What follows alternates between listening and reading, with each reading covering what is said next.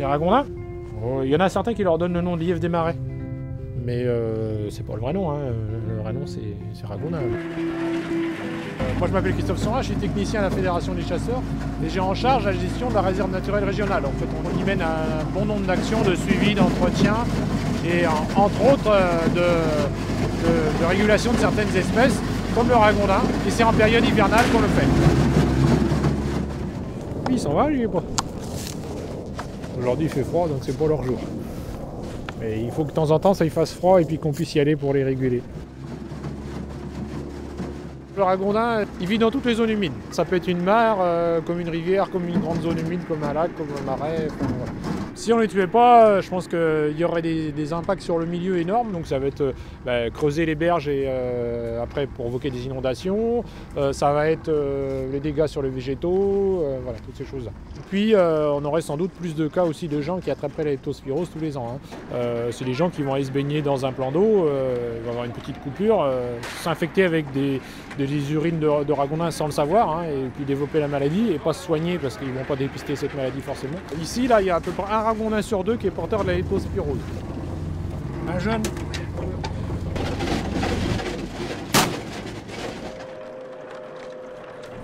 Voilà dans les branches là. Au pied de l'arbre. Et voilà. Ah merde, ah bah, du coup il a plongé.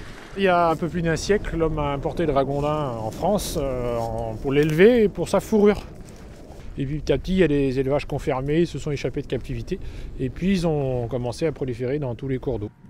Ils n'ont pas les prédateurs qu'ils ont dans leur pays d'origine, hein, donc sans prédateurs, forcément c'est bénéfique pour eux, ils prolifèrent. Le ragondin va faire jusqu'à 4 portées par an, donc en menant à peu près 4 à 5 petits à chaque fois, vous voyez, ça fait 20, on en laisse 2, l'année prochaine il y en aura 20.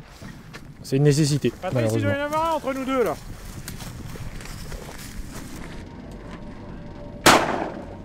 Donc le seul truc c'est le piégeage et le tir qui fait qu'on les détruit. Et puis croiser les doigts quand il fait très froid et puis qu'il y a des hivers très très rudes. Il meurt de froid celui-là. En Amérique du Sud, où ils vivent, il ne fait jamais froid. Le seul facteur limitant c'est l'homme et les caïmans. Enfin, bon, chez nous il n'y a pas de caïmans.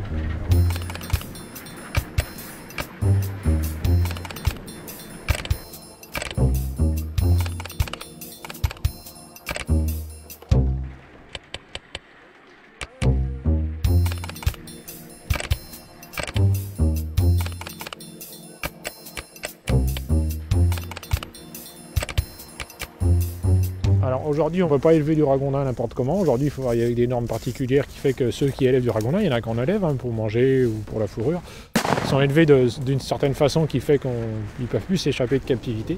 Mais par contre, on retrouve des nouvelles espèces. Les nacs, là, les nouveaux animaux de compagnie, où on retrouve des mygales, des serpents de toutes sortes chez les gens. Voilà, ça c'est des choses qu'un jour ou l'autre, on en a marre parce que le serpent est trop gros, on le vide dans le fossé et puis on le retrouve dans la mare plus loin ou dans la rivière, ainsi de suite. Hein.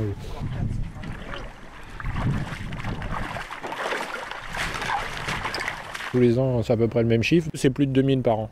Donc, même si on constate depuis quelques années qu'il y a beaucoup de jeunes ragondins, donc ça veut dire qu'on a une pression assez importante sur le ragondin, donc on maintient la population assez basse, mais c'est quand même, il en reste quand même encore. Hein. C'est quelque chose qu'il y a à faire tous les ans pour arriver à maintenir la population à un niveau convenable, on va dire.